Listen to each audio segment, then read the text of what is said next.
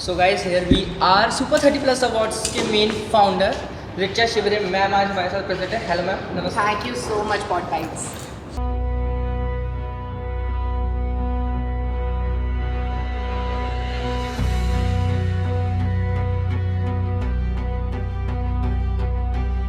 Ma'am आपको ये बताइए सुपर 30+ अवार्ड्स को स्टार्ट करने का विचार आपके मन में कहाँ से आया? ये मन में इसलिए आया कि मुझे ऐसा अवार्ड ग्वालियर में चाहिए था जहाँ पे मैं कंफर्टेबली अपनी मेहनत से जा पाऊँ। ओके मुझे किसी की पहुँच नहीं लगानी पड़े, मुझे किसी का साथ न लेना, मैं सिर्फ काम करूँ और जा पाऊँ और एक तरीके से चीज़ें हुए। पहले भी बहुत अच्छे होते Yes, थे ma'am. लेकिन शायद हम नए थे इसलिए जुड़ नहीं पाते थे उनसे।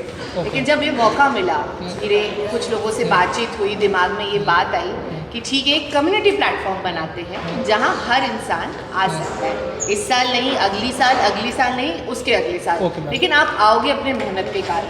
Okay, ma'am. आप सोच रहे हैं कि हमने अभी 1-2 साल से मेहनत करनी शुरू करी है तो हमें अवार्ड चाहिए, नहीं।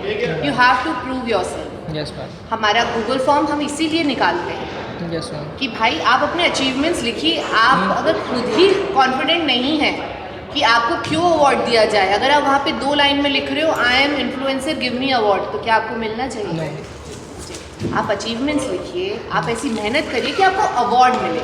आपका प्रोफेशन आपका अवार्ड नहीं है। आज अगर मैं कहीं जाती हूँ, अगर मुझे सम्मान दिया जाता है तो शायद जो मैं काम कर रही हूँ उसके कारण दिया जाता होगा, ना कि इसलिए कि मैं कहीं बिजनेस कर रही हूँ या कुछ ऐसा कुछ काम कर रही हूँ। तो वही है कहानी है कि award should be based on your merits. Okay ma'am, starting season 1 में इतने स्पॉन्सर्स वगैरह कुछ नहीं थे और अब इतने सारे लोग आके आपसे जुड़ रहे हैं, कई सारी वुमेन अचीवर्स आई हैं। So how do you feel about that? देखिए मैं एक चीज़ कहना चाहूँगी, I was always blessed. Okay super जब सीज़न 1 हुआ था वो जिस लेवल पे हुआ था उसके हिसाब से, जब उस समय जो हमारे स्पॉन्सर्स थे वो हमारे लिए सफिशिएंट थे।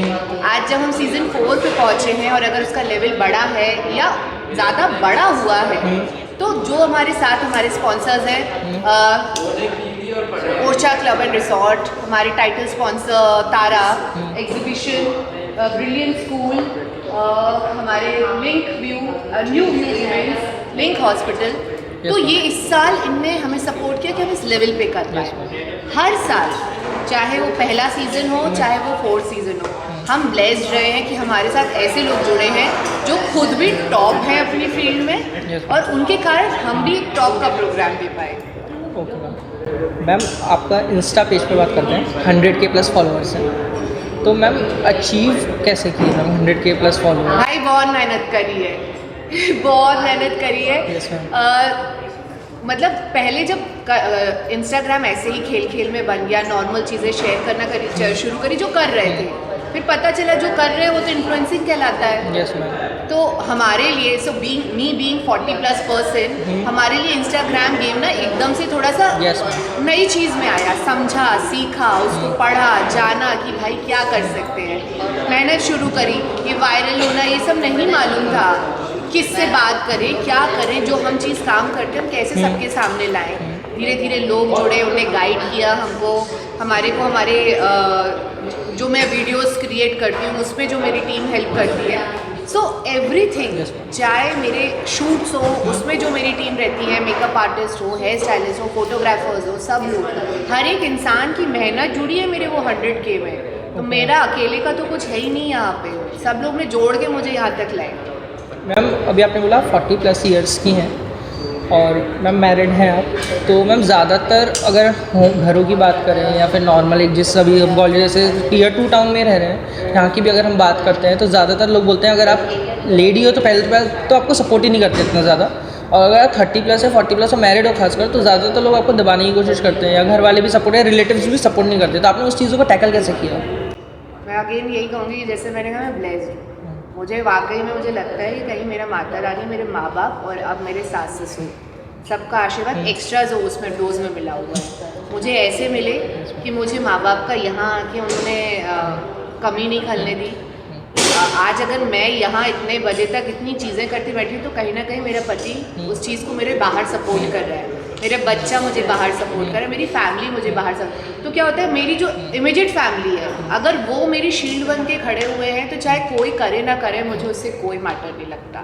सो वही बात है कि अच्छे लोगों को अच्छे लोग मिल जाते हैं, तो फैमिली मिली, टीम मिली, लोग मिले, तो खड़े हैं यहाँ पे। मैम आपके करियर इतना समय से चल रहा है, आपकी एक बहुत बड़ी जर्नी रही है, कई माइलस्टोन्स आपने अचीव किए होंगे।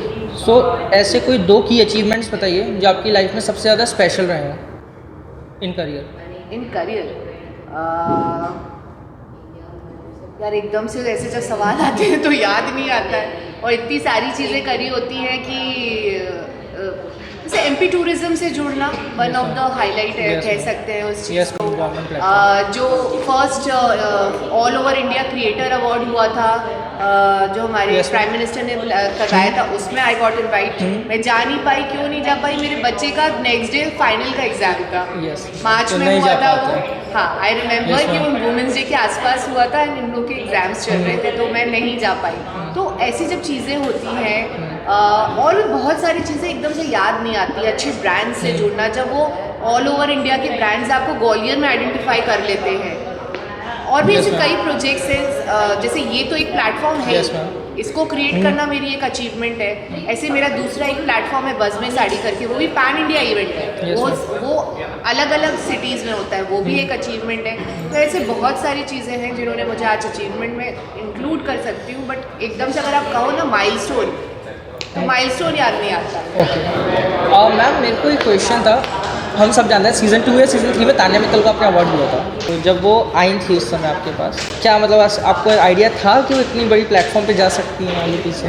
मैं तान्या को बहुत पहले से जानती हूँ, और देखिए जो कर रहा है ना वो उसका अचीवमेंट है, वो जो कर रही हैं वो अच्छे से कर पा रही हैं, उससे उनको नेम और फेम मिल रहा है, वो उसकी मेहनत है।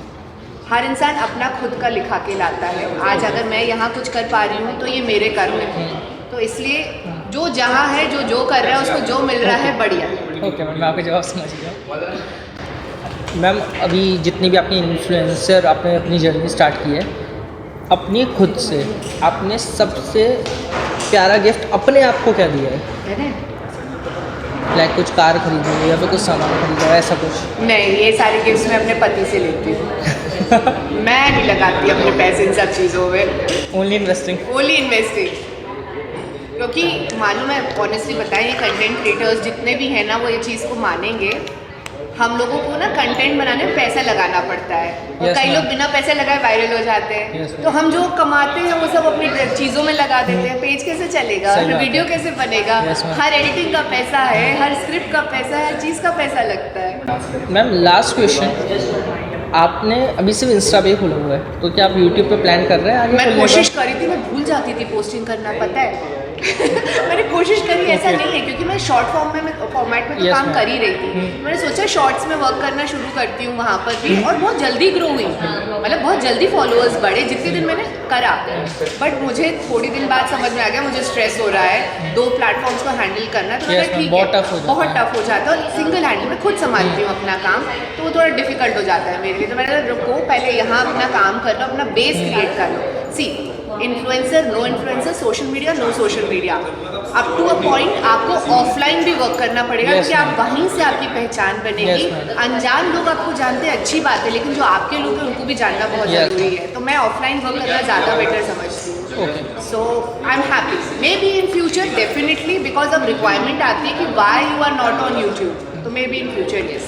Eight last but not at least, मेरा एक क्वेश्चन आपसे ये था कि आपके इतने साल की जर्नी, इतना एक्सपीरियंस, इतना आपने काम किया, कई सारे अवार्ड फंक्शन, एक ऐसी चीज़ जो आप अभी के बिगनर्स या जो एस्पायरिंग न्यू टैलेंट आया है, या फिर कोई नया सोच रहा है, या कोई व्यूमन अभी घर पे बैठी है, एक हाउस वाइफ है, और वो सोच रहे हैं नहीं मैं भी अपनी तरफ से कुछ करूँ, तो उनके लिए अगर आप कुछ एडवाइस देना चाहते हो? देखिए, आज हमने वुमेन अचीवर अवार्ड किया, आपने देखा कि किस लेवल पे महिलाएं आई हैं। तो ये नहीं है कि जिसने मेहनत करी है, जिसने वो पहला स्टेप ले लिया, क्योंकि वो पहला कदम लेना बहुत ज़रूरी है। अगर वो ले लिया ना, चाहे यूथ हो, चाहे ऑलरेडी एक एज में पहुंचने वाला इंसान हो, वुमेन अचीवर, मतलब वुमेन में ही कह लीजिए, अगर आपने वो पहला स्टेप ले लिया ना तो आपका रास्ता बनता जाएगा। तो कोशिश ज़रूर कीजिए, एक ट्राई ज़रूर दीजिए। ये मत अपने एक्सक्यूज़ेस को अपना reason of not doing something ना बनाए कि यार ये रीज़न है तो मैंने इसलिए नहीं कर पाई। देखिए हमारे पास भी 24 घंटे हैं, सामने जो नहीं कर पा रहा है उसके पास भी 24 घंटे हैं। हम अपने तरीके से उसको यूटिलाइज़ कर रहे हैं, वो अपने तरीके से उसको यूटिलाइज़ कर रहे हैं। बस फ़र्क इतना है कि मेरी भूख इस चीज़ के प्रति कितनी है और उनकी कितनी लालसा है इसके प्रति कि मुझे कुछ करना है।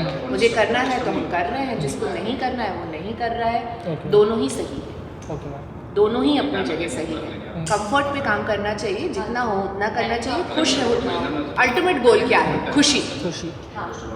खुश होके काम कीजिए, हो रहा है कीजिए, नहीं हो रहा है नहीं कीजिए, बस खुश है। तो दोस्तों ये था मैम रिचा मैम का बेधड़क अंदाज़। अगर आपको इनका अंदाज़ पसंद आया हो तो कमेंट में ज़रूर बताइएगा। सुपर 30+ अवार्ड्स की फाउंडर को करते हैं अलविदा। Thank you so much, thank you so much.